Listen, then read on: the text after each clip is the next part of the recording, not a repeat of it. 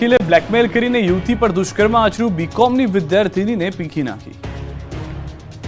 વડોદરા જિલ્લાના પાદરામાં રહેતી 19 વર્ષીય યુવતીને બ્લેકમેલ કરી કાસમ ચૌહાણ નામના વકીલે વારંવાર દુષ્કર્મ આચરતા ચકચાર મચી ગઈ।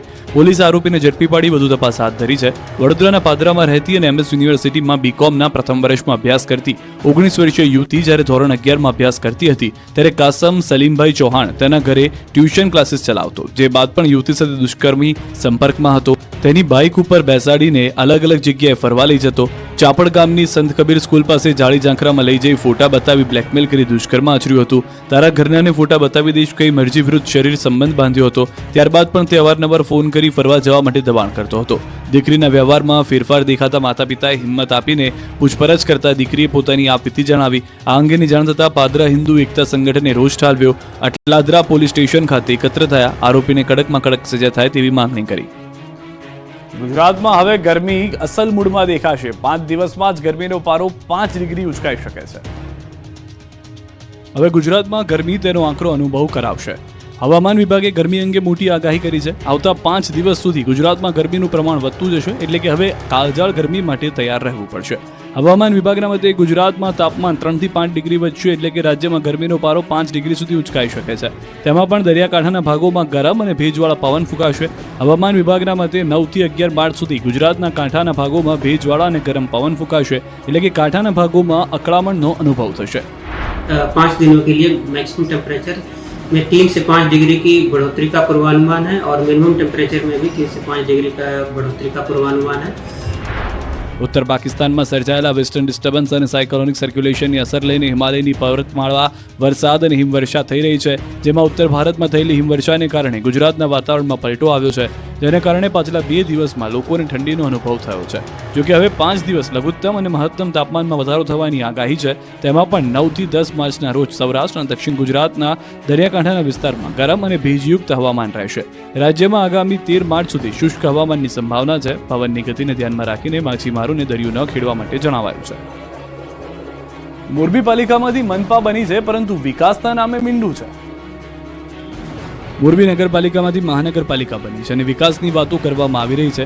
પ્રજા માટે નવા રસ્તાઓ મંજૂર થયા અને બન્યા પણ ખરા, પરંતુ આ રસ્તાઓ જાણે ભ્રષ્ટાચાર કરવા માટે જ બન્યા હોય તેમ કોન્ટ્રાક્ટ કે એજન્સી દ્વારા વેટ ઉતારવામાં આવી રહી છે। 6 મહિનામાં નવા બનેલા રસ્તાઓ તૂટી ગયા છે, રસ્તાઓ બન્યા પણ છે અને 2 વખત રિપેર પણ થઈ ચૂક્યા છે।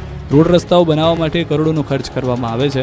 મોરબીના પંચાસર રોડ અને રવાપર રોડ બન્યા તેને માત્ર 6 મહિના થયા છે, પરંતુ ત્યાં જ આ બંને રસ્તાઓ પર નાના મોટા ગાબડા જોવા મળી રહ્યા છે। તેમજ અમુક જગ્યાએ તો પ્રજાના રૂપિયે આ ગાબડા 2 વખત રિપેર થઈ ચૂક્યા છે। સ્થાનિકોનું કહેવું છે કે રોડ જોતા બેદરકારી જોવા મળી રહી છે અને ભ્રષ્ટાચાર થયાનું દેખાઈ રહ્યું છે, જે માટે આવા કોન્ટ્રાક્ટ અને એજન્સીઓ પર દાખલારૂપ કાર્યવાહી થાય તેવી માંગ ઉઠી છે।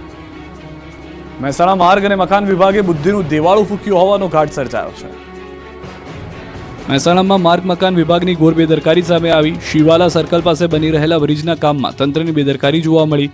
પહેલા બ્રિજ અડધો બનાવ્યો, બાદમાં ખ્યાલ આવ્યો કે ત્યાંથી હેવી વીજ લાઇન પસાર થાય છે। હવે જ્યાં સુધી વીજ લાઇન ન હટે ત્યાં સુધી બ્રિજનું કામ બંધ રાખવાની ફરજ પડી। બ્રિજનું કામ અધવચ્ચે બંધ થતાં લોકોને અગવડ પડી રહી છે। ટેન્ડર આપવાની પ્રક્રિયા સમયે સર્વે થયો હતો કે નહીં તે લઈને પણ અનેક સવાલો ઉઠી રહ્યા છે। મહેસાણામાં શહેર કોંગ્રેસ અગ્રણી ભૌતિક ભટ્ટે આ મામલે માર્ગ અને મકાન મંત્રીને રજૂઆત કરી। 10 દિવસમાં જવાબદાર વ્યક્તિ સામે કાર્યવાહી કરવા માંગ કરી અને જો કાર્યવાહી ન થાય તો આંદોલનની ચીમકી ઉચ્ચારી। હાલમાં માર્ગ અને મકાન વિભાગે બુદ્ધિનું દિવાળું ફૂંક્યો હોવાનો સ્થાનિકોનો આક્ષેપ જોવા મળી રહ્યો છે। વાત એવી સરકારી શાળાની જ્યાં પ્રવેશ માટે લાગે છે લાઈન। ખાસ વાત તેનું કારણ પણ રોચક। આમ તો ખાનગી શાળાઓ અવનવી સુવિધાઓ ઊભી કરી વાલીઓ અને વિદ્યાર્થીઓને આકર્ષતી હોય છે, પરંતુ પોરબંદર શહેરમાં એક સરકારી શાળાએ ખાનગી શાળાને ટક્કર મારે તેવી સુવિધા ઊભી કરી છે। પોરબંદરમાં અંગ્રેજી માધ્યમ ધરાવતી MK ગાંધી સ્કૂલ પોતાની વેબસાઇટ અને મોબાઈલ એપ બનાવી છે।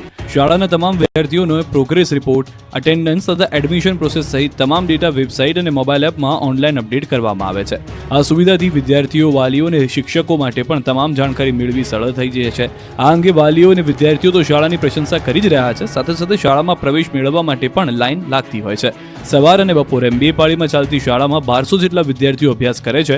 શાળાના આચાર્યએ જણાવ્યું કે સરકારી શાળા પાસે એટલું ભંડોળ હોતું નથી, પરંતુ કેટલાક વાલીઓ અને દાતાઓની સહાયથી આ વેબસાઇટ અને એપ બનાવવામાં આવી છે, ત્યારે તેમણે આ ભંડોળ આપનાર તમામનો આભાર પણ માન્યો હતો।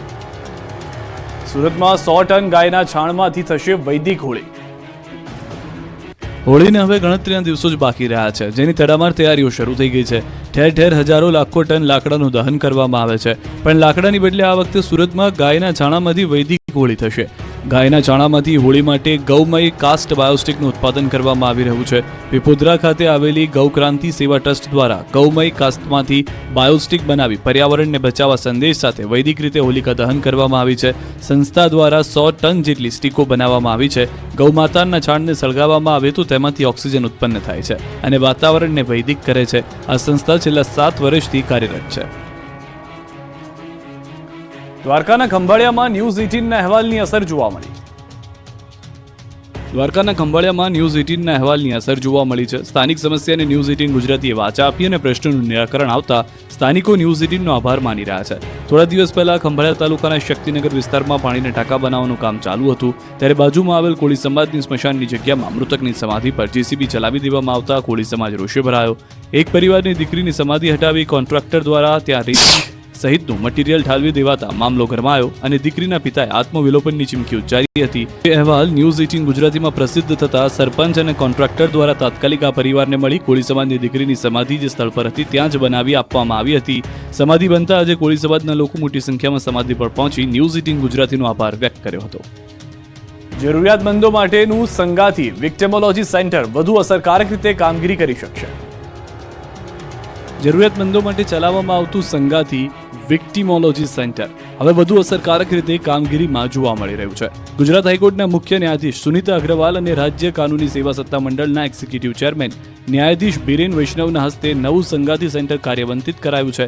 મુખ્ય ન્યાયાધીશ દ્વારા યુવા વકીલોને પણ આ દિશામાં કામ કરવા આગળ આવે એ માટેની હાકલ કરવામાં આવી.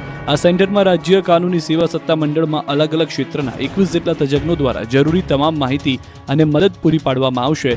સેન્ટરમાં લાંબા સમય સુધી જેલમાં હોય તેવા પ્રતાડિત થયેલા બાળકો, મહિલાઓ અને બંદીવાનો કે જરૂરિયાતમંદ લોકો માટે કાનૂની સહાય મેળવી શકાશે. સાથે જ આ સેન્ટરમાં અન્ય રાજ્યોમાં કે દૂર રહેનાર લોકો માટે ઓનલાઈન કન્સલ્ટેશનની વ્યવસ્થા પણ ગોઠવવામાં આવી છે. આઈસીડીએસમાં ઉત્કૃષ્ટ કામગીરી બદલ એક મહિલાને સતત બીજી વખત એવોર્ડ મળ્યો. બનાસકાંઠામાં પોષણ ઉત્સવ ઉજવણીના કાર્યક્રમમાં આઈસીડીએસમાં ઉત્કૃષ્ટ કામગીરી બદલ જાગૃતિબેન મહેતાને સતત બીજી વાર એવોર્ડ મળ્યો. આઈસીડીએસ વિભાગ દ્વારા આદિવાસી અને ગરીબ અંતરિયાળ વિસ્તારમાં બાળ મૃત્યુદર ઘટાડવા અને માતૃદર ઘટાડવા કામગીરી કરાતી હોય છે. સાથે જ બનાસકાંઠા જિલ્લામાં આઈસીડીએસ વિભાગ દ્વારા પોષણ ઉત્સવ અંતર્ગત જિલ્લા કક્ષાની પૌષ્ટિક અને ગુણવત્તાસભર વાનગીની સ્પર્ધા યોજવામાં આવી હતી, જેમાં પૌષ્ટિક વાનગી બનાવનારને પુરસ્કાર પણ એનાયત કરવામાં આવ્યા હતા. ત્યારે કોરોના કાળ દરમિયાન શ્રેષ્ઠ કામગીરી કરનાર સેવિકા બહેનોને યશોદા એવોર્ડથી સન્માનિત કરવામાં આવ્યા હતા.